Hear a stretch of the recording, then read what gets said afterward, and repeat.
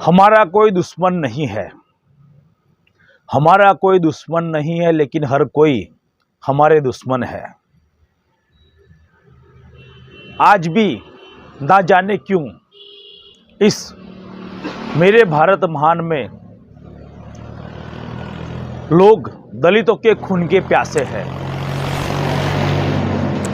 दिन प्रतिदिन दलित अत्याचार इतने चरम सीमा पर आ चुके हैं जिसकी कोई सीमा नहीं। हमारे बाबा साहब ने अनथक प्रयत्न करके हमें पढ़ने लिखने का अधिकार दिया, हमें आईएएस आईपीएस कलेक्टर कमिश्नर बनने का अधिकार दिया, हमें डॉक्टर इंजीनियर बनने का अधिकार दिया।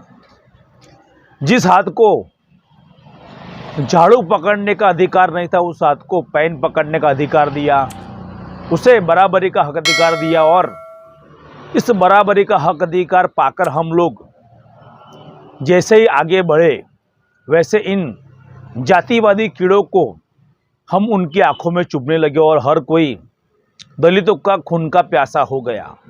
यहाँ तक कि हमारी बहन बेटियों को भी इन लोगों ने अपने सुख का साधन माना। ये लोग कहीं हमारी बहन बेटियों की इज्जत नहीं करते। जहाँ भी ऐसी बस्तियों में लोग जाते थे, लोग ऐसा सोचते हैं कि इन लोग को हमारा शिकार हम कैसे बनाएं। ऐसी बहुत सारी घटनाएं हमने देखी है। दोस्तों, ये सब इसलिए हो रहा है कि हमारा बाबा साहब के आरक्षण खाकर जो लोग आईएएस आईपीएस मंत्री तंत्री संतरी इंजीनियर डॉक्टर शिक्षक जो भी कुछ बने, वो लोग ने अपने समाज के प्रति निष्ठा ना रखते हुए दुश्मनों के टोले में जाकर बैठ गए हैं। दुश्मनों के टोले में जाकर बैठने का विशेष कारण ये है कि जिस संगठन के अंदर लोग गए हैं, जिस संगठन का प्रचार कर रहे हैं, जो हिंदूवादी संगठन का प्रचार कर रहे हैं, उससे हमें कोई देश भावना नहीं है। लेकिन इन्हीं संगठनों के बल पर दलित समाज पर अत्याचार होता है। जब आरक्षण की बात आती है तो उस पर दलित पे उंगली उठाई जाती है। सबसे बड़ा आरक्षण अगर कोई खा रहा है भारत देश के अंदर तो ओबीसी समाज है। कभी भी मैंने देखा नहीं कि आरक्षण की लड़ाई के अंदर ओबीसी समाज आगे आया होगा। आते हैं, चंद मुट्ठी भर लोग आते हैं, लेकिन इनके लीडर भी कहीं आगे नहीं आते। लेकिन जब भी आरक्षण की बात आती है, आरक्षण पर अगर किसी बच्चे को स्कूल में मारा जाता तो दलित समाज का 99% होता है वो। यानी कहा जाता है कि आज भी हम लोग जो लोग आरक्षण की मलाई खा रहे हैं उसको बचाने का काम सिर्फ और सिर्फ अनुसूचित जाति का समाज का आदमी ही कर रहा है। दोस्तों, हम इस भारत के मूल निवासी, इस भारत के मालिक और मालिकों पर विदेशी अत्याचार कर रहे हैं। हम इस भारत के 85% लोग हैं, यानी कि इस भारत की जनसंख्या है 140 करोड़।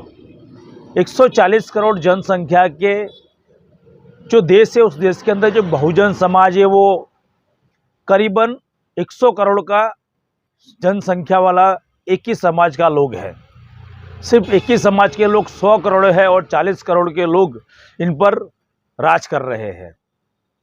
कुछ मुट्ठी भर लोग हम पर दमन कर रहे हैं। ये दोस्तों इसलिए कर रहे हैं कि हम लोग बहुसंख्यक होकर भी अल्पसंख्यक बन गए हैं। हमारे ऊपर चंद मुट्ठी भर लोग राज कर रहे हैं और राज करने के साथ साथ हमारे हक अधिकार भी मारे जा रहे हैं। हमारे बाबा साहब ने कहा था, तुम घोड़ी पे चढ़ने के लिए इतने उतावले हो रहे हो, लेकिन मैं तुम्हें इनके सर पे चढ़ा दूंगा। और बाबा साहब ने वो करके दिखाया। हमें संविधान के अंदर वो सारे हक अधिकार दिए जो पहले नहीं थे। तो दोस्तों, आज संविधान खतरे में है, आपकी बहन बेटियां खतरे में, आपके भाई खतरे में है और आप लोगों को मंदिर मस्जिद की लड़ाई में डाल दिया और वो लोग आप पर शासन कर रहे हैं।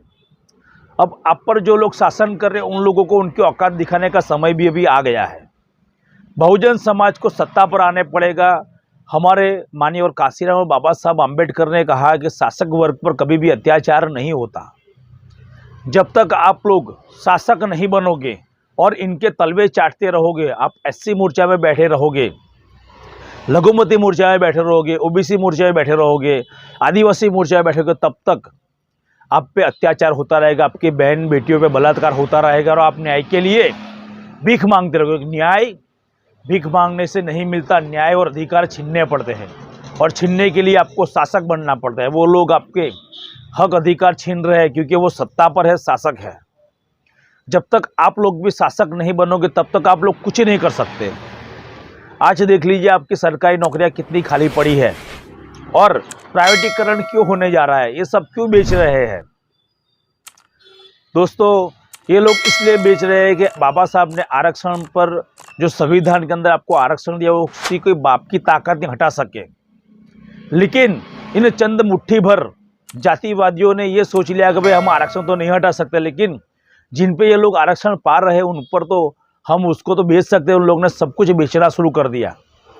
आपकी रेल की नौकरी चली गई, आपकी पुलिस की नौकरियां चली गई, पुलिस भी अभी कॉन्ट्रैक्ट बेस पर है, सफाई कर्मचारी चले गए, सारी सरकारी नौकरी आपकी चली गई। यानी सिर्फ और सिर्फ आपके हक अधिकार मारे जा रहे हैं। आज भी 97-96% आपकी जॉबें खाली पड़ी है, उसे देखने वाला कोई नहीं है, भरने वाला कोई नहीं है। दोस्तों, चोट आपको लगी है, घाव आपको लगा है, आप पे अत्याचार हो रहा है, तो आपको उसका निवारण करना पड़ेगा। कोई आपका देखने आने वाला नहीं है। अगर भूख आपको लगी है तो रोटी का बंदोबस्त भी आपको ही करना पड़ेगा। जब तक आप लोग शासक बनने के लिए तैयार नहीं होंगे तब तक आपका भला होने वाला नहीं है। चुनाव आने वाले हैं, ये लोग आपके घर पे आने वाले हैं, आपके नगर में घूमने वाले हैं। तो ये लोग आपके नगर में जब कभी भी आए तो उन्हें वो गंदी नालियाँ दिखाइए, वो गंदे रास्ते दिखाइए, वो गंदी व्यवस्था दिखाइए। आपके पास घर पे कैसा पानी आता है, आपका टॉयलेट कितना गंदा पड़ा हुआ है, आपके पास पीने का अच्छा पानी नहीं है, आपके वहाँ गंदगी कितनी है, कितने मच्छर है, ये सारी बात इन लोगों को बताइए। आपके बच्चों की एजुकेशन क्या है, आपके रोजगार के लिए कितनी आपको मुश्किलें पड़ रही है, आप 2 टाइम खाने के लिए आपको कितनी मुश्किलें पड़ रही है, ये सब कुछ इन लोग को बताइए। और कहिए उनको कि अब की बार नहीं होगी तेरी सरकार, अब की बार नहीं होगी तेरी सरकार। ये हम लोग ने ठानना पड़ेगा और इन लोग को दिखाना पड़ेगा। अगर ये आपको 500 रुपये देकर वोट खरीदने आते हैं तो उसके पास 500 रुपये ले लीजिए। अगर आपको ये साड़ी देने आते हैं, इनकी साड़ी भी ले लीजिए। अगर आपको ये दारू की बोतल देते, दारू की बोतल भी ले लीजिए। लेकिन दोस्तों, इनको वोट ना दीजिए। जो आपके हक अधिकार के लिए लड़ रहा है उसे वोट कीजिए। आपके पास अनुसूचित जाति मोर्चे के लोग भी आएंगे, बहन जी बहन जी बहन जी करके, तो उन लोगों को भी प्यार से बिठाइए और उन लोगों को भी कहिए कि भाई तू जो भी इनके संगठन में है या इनके मोर्चे में है, कभी तूने हमारी बहन बेटियों पे जब बलात्कार हुआ, जब हमारे भाइयों को मारा गया, हमारे भाइयों का मर्डर किया गया, तू गया वहाँ पर? तूने कभी तेरी पार्टी में आवाज़ उठाई, या तू भी इस दुश्मनों के तलवे चाटने लग गया? उसे भी बताया। और मैं अनुसूचित जाति मोर्चे से खास कहना चाहता हूँ, आपको नेता बनना है तो खुद नेता बनिए, इनके भरोसे मत रहिए। ये लोग कभी भी आपको सत्ता पर नहीं आने देंगे। हम लोगों ने देखा है कि अनुसूचित जाति मोर्चे के लोगों ने क्या हालत बना के रखी हुई है। 200-500 रुपये दे देंगे, टेबल पर बैठने के 200-500 दे देंगे, शराब देंगे, नाश्ता देंगे, और 5 साल तक हमारे हक अधिकार खाते रहेंगे। हमारे बच्चे नौकरी के लिए लालच, इनके पास धक्के खाते रहेंगे। लेकिन हम ही लोग ही शासक बन जाते हैं, हम ही लोग ही हमारे बच्चों को नौकरी देंगे, हमें लोग ही हमारे आरोग्य अच्छा देंगे, हमें लोग ही अच्छा शिक्षण देंगे। हम तब देंगे जब हम खुद सत्ता पर होंगे। तो सभी एससी मोर्चा से भी खास करके कहना चाहो, जितने भी लघुपति मोर्चा, ओबीसी मोर्चा, सब लोगों को कहना चाहो, खुद शासक बनिए, इन पे भरोसा ना कर, क्योंकि आप ही लोग हो जो इनको मजबूत कर रहे हो। वरना ये मुट्ठी भर लोगों की ताकत नहीं है आप पर शासन करे। हमारे माननीय काशीराम साहब ने कहा था, आपके माननीय काशीराम साहब ने कहा था कि जिसकी जितनी संख्या भारी उसकी उतनी हिस्सेदारी। वोट हमारा, राज तुम्हारा, नहीं चलेगा नहीं चलेगा। तो दोस्तों, वोट हमारा है तो राज भी हमारा ही होना चाहिए। अब से यही नारा होगा, वोट हमारा, राज हमारा, यही चलेगा यही चलेगा। हमें यही चलाना पड़ेगा, क्योंकि जो दलित पर उत्पीड़न हो रहा है, हमारी बहन बेटियों पर बलात्कार हो रहा है, और बलात्कार होने के बाद भी उससे न्याय नहीं मिलता, और रात के 12 बजे उसे केरोसिन डालकर सरकार द्वारा जिंदा उसको जला दिया जाता है। ये सब इसलिए हो रहा है कि हम शासक नहीं हैं। तो शासक बनने की लड़ाई के लिए आप आगे आ जाइए। आप किसी भी मोर्चे में हो। मैं आपको एक छोटी सी बात कहकर इस मेरी वाणी को विराम करूंगा। दोस्तों, हमारे लोग बड़े बड़े संगठनों में है, विश्व हिंदू परिषद में है, बजरंग दल में है, हिंदू वाहिनी में है, गौ रक्षक समिति में है और ऐसे बहुत सारे संगठन में है। आपको देखना हो तो देखना, आप उस ग्रुप के अंदर बाबा साहब के विचार रखें। आप जय भीम बोलिए, जय मूल निवासी बोलिए, जय बिरसा मुंडा बोलिए। आप जिस समाज से आते उस समाज का मैसेज उस ग्रुप में डालिए। फिर देखिए इनमें कितने जातिवादी कीड़े हैं। जितने जातिवादी कीड़े होंगे उन लोग अपर प्रेशर बनाना शुरू कर देंगे, आपको उस ग्रुप से निकालने का चालू कर देंगे, क्योंकि वो लोग जानते हैं आप आपके समाज को जगाने का काम चालू कर दिया। जैसे आप आपके समाज को जगाने का काम चालू किया, लोग को आपको तुरंत ही उस ग्रुप से रिमूव करवा देंगे या आपकी बोलती बंद करवा देंगे। आप पे कोई भी प्रेशर लाएंगे वो लोग, लेकिन आपको समाज जागृति का काम नहीं करने देंगे। दोस्तों, मैं भी एक आदमी ने मुझे भूल से आरएसएस के ग्रुप के अंदर डाल दिया था।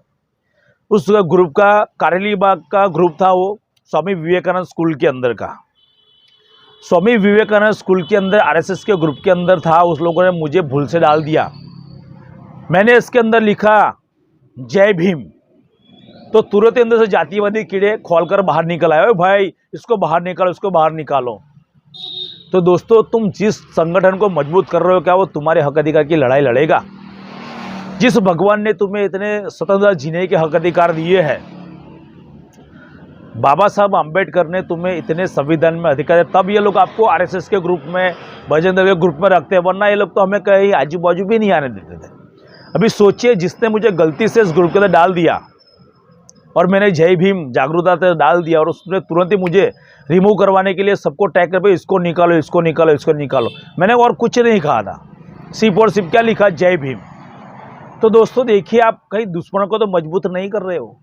जो हमारी बहन बेटे पे बलात्कार कर रहे हो उससे तो आप मजबूत नहीं कर रहे हो। जो हमारी नौकरियां खा रहे हैं, क्या उससे तो आप मजबूत नहीं कर रहे हो।